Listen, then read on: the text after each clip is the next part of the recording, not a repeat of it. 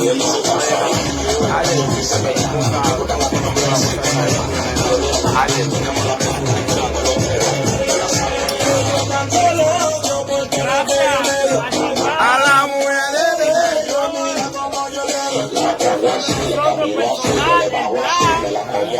siempre estaba con la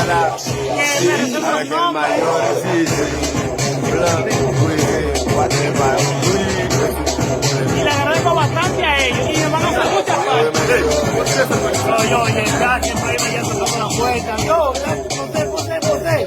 Ya siempre iba todo el tiempo buscando la comida y dándole comida todo el tiempo.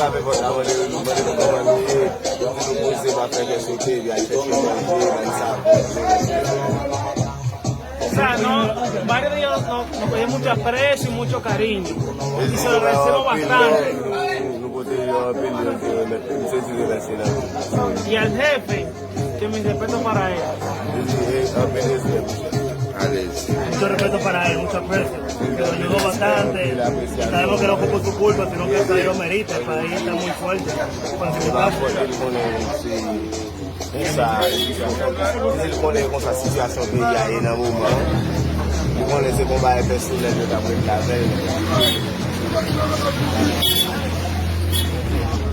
Allez, on fait des vidéos ça.